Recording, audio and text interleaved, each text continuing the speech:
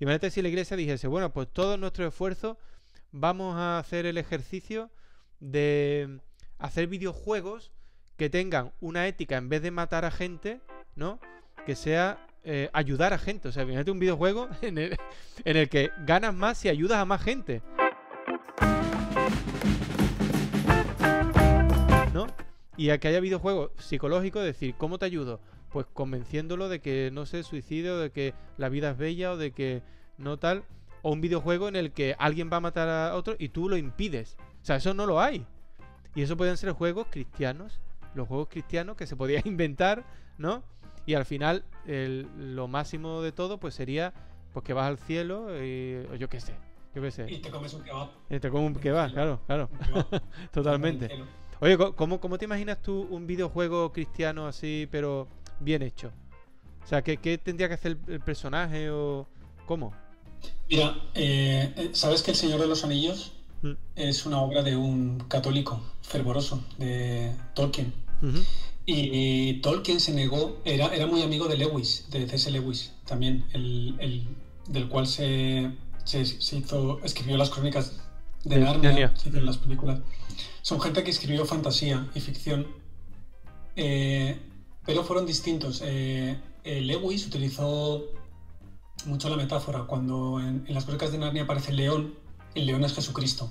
Tú prácticamente con Lewis puedes intercambiar los personajes, del demonio por este, Claro. del apóstol por este otro, pero Tolkien se negó a hacer eso porque decía que lo que había que hacer era una obra en la que estuviera la estructura antropológica que la Iglesia, que el cristianismo concibe, y no tanto metáforas que hagan referencia a temas bíblicos, por ejemplo, ¿no? Entonces me explico. La Biblia, la revelación cristiana dice que el ser humano tiene una dignidad inviolable, ¿no? Y que no hay distinción, seas de donde deberíamos creer eso, ¿no? Seas de color blanco, negro, tu condición sexual, todos tenemos una dignidad y por lo tanto somos sujetos de derechos.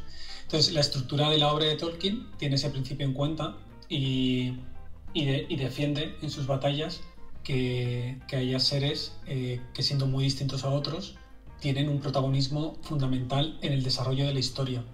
Luego, por ejemplo, el cristianismo cree que la historia es ascendente, o sea, que hay una lucha entre el bien y el mal, en la que hay un progreso y una evolución de los personajes, de las civilizaciones, y que todo eso es acompañado y conducido misteriosamente por Dios para llegar a una plenitud. Y eso se ve claramente en la historia del Señor de los Anillos, como el sufrimiento y las batallas están acompañando una progresión de los personajes hacia una liberación, una salvación total, ¿no? Bueno, hay muchas cosas del cristianismo metidas en la obra de Tolkien, pero tú no podrías coger la obra y decir, ah, no, mira, el anillo representa al diablo, Frodo representa a Jesucristo, Claro. no, además él se negaba a hacer ese tipo de... Lo que quiero decir es que hacer un juego cristiano, Es que me hace mucha gracia solo pensar juego cristiano, pero me gustaría saber cómo sería. Tú que claro, juegas tanto ya, videojuegos, ¿no? a mí el planteamiento juego cristiano yo creo que ya lo empeora todo tremendamente. Es como si la obra de Tolkien se hubiera vendido como un cuento cristiano. Claro. Sí, Ya sí, sí. ya en sí, de marketing es un desastre. O sea, yo lo que creo es que sería posible, o sea, habría que hacerse la pregunta, construir un juego, tú hablabas de valores, ¿no? Sí. En el que estuvieran los valores cristianos presentes. Yo, por ejemplo, no veo ningún problema en matar dentro de un juego. O sea, no creo que eso fuera un Curioso. antivalor. A ver, ¿por qué? Sí, porque uno no mata en un juego y luego sale a la calle a matar a la gente. O Claro. sea, creo que incluso es bueno educar a un niño o que se eduque jugando y que aprenda a distinguir. O sea, que pueda utilizar un juego como para canalizar su ira, por ejemplo, para Estoy que contigo. después no. O sea, no creo que sea un problema el que hubiera un juego cristiano o hecho por cristianos en el que mates a gente. O sea, no. Pero, por ejemplo, eh, lo que tú has dicho está muy bien. O sea, un juego en el que perdiendo ganara. Ujú. En el que Jesús decía, el que se pierda a sí mismo por mí y por el Evangelio se salvará, ¿no? Un poco la idea que hay detrás es la de superar el ego, la autorreferencialidad, salir de uno mismo, servir al prójimo, no buscar solo el propio beneficio, el propio interés, no instrumentalizar a la gente. O sea, una dinámica de un juego que infundiera valores cristianos sería aquel en el que tú te alegras con la victoria del otro, incluso que perdiendo consigues que otros ganen, en el que hubiera sacrificio, por ejemplo. Un juego en el que yo tengo que morir para que mi equipo gane, ¿no? No vería mal que en el juego también hubiera competición, porque todas esas cosas al final incentivan y me parecen humanas. O sea, competir, si no hay envidia, si no hay maldad, desarrolla capacidades, ¿no? ¿A cuántos juegos jugamos que son competitivos? A un montón. Y nadie piensa que el fútbol sea del demonio, ¿no? Al revés. No, yo pienso que sí. El fútbol es el demonio y lo tenemos que erradicar. Aquí dicen que es un juego de exorcismos. Dicen aquí. El otro día estuve jugando en directo a un juego de exorcismo. ¿Ah, sí? ¿Ah, sí? Sí, los hay. Lo que pasa es que era un juego que el cura es un borracho mujeriego. No me digas. Hace exorcismos arrojando conjuros mágicos. O sea, una cosa... Pero esos son los juegos que no deberían, ¿no? Patrocinar la iglesia si es que hiciese juego... Pero lo que es un desastre es cuando han sacado un juego hay por ahí un juego de Jesucristo, en el que Jesucristo va por ahí curando enfermos y tal. Eso es un... Sí que lo hay. Pero eso es un panfleto. Eso es un panfleto cristiano aburridísimo. Ya me dirás tú, poner las manos por ahí a un leproso y tal. Seguir la historia de Jesucristo. Pues bueno, a un niño de 8 años que está haciendo catequesis de comunión puede estar bien un rato, pero ese juego no va a jugar ni Harry. O sea, eso está abocado a... Pero no sé, se pueden hacer juegos mainstream potentes en los que eduques en algunos valores que tienen un sustrato, una ética cristiana de fondo. Yo creo que sí. Habría que pensarlo bien, pero yo creo que se podría. De todas formas, yo en cierto modo me alegro que la Iglesia hayamos perdido relevancia y poder, porque nos devuelve un poco más a los orígenes. Y yo creo que seguiremos perdiendo, básicamente, por lo menos en Europa. ¿Piensas que la Iglesia va para abajo o no? En números, en ostentación, en poder institucional, sí. La Iglesia puede decir ahora lo que quiera, que no tiene una influencia directa sobre las leyes, por ejemplo. Y creo que eso es bueno para nosotros, porque hemos confundido durante mucho tiempo y en muchos lugares evangelizar con imponer al resto de la sociedad una forma de ver el mundo y de pensar y de creer. Y eso no es evangelizar, pues la evangelización debe partir o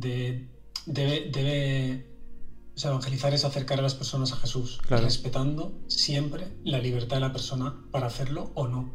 En el momento en que hay una estructura que impone la fe, eso ya no es fe, es otra cosa. Es religión, sociocultural, es un ambiente cristiano, pero eso no siempre es garantía. Te diría... Lo otro sería la Inquisición, ¿no? También, es decir, tú no eres cristiano, pues te...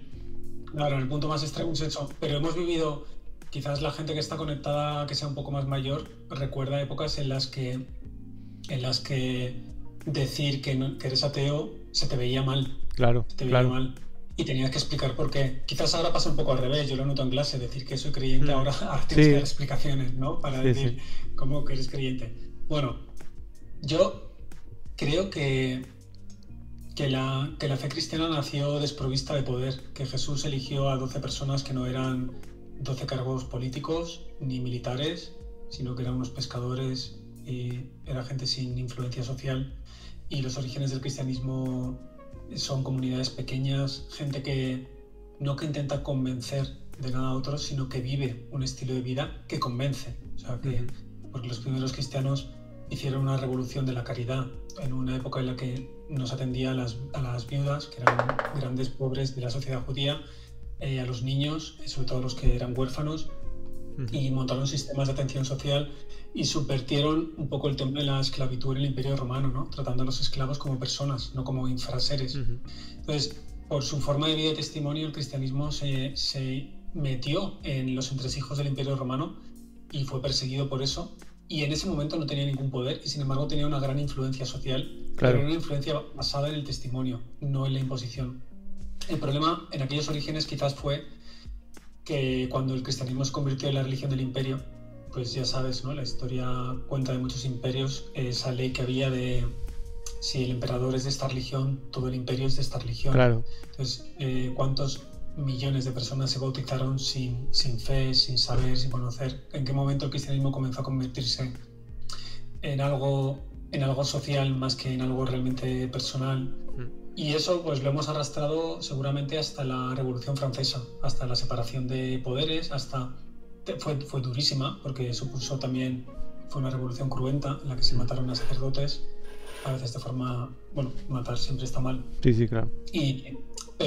Pero yo creo que de aquella época de la Revolución Francesa ahora, y todavía nos queda mucho, pero creo que la Iglesia se está viendo empujada un poco a volver a sus orígenes más evangélicos. Quizás estoy diciendo más lo que yo sueño que lo que realmente es.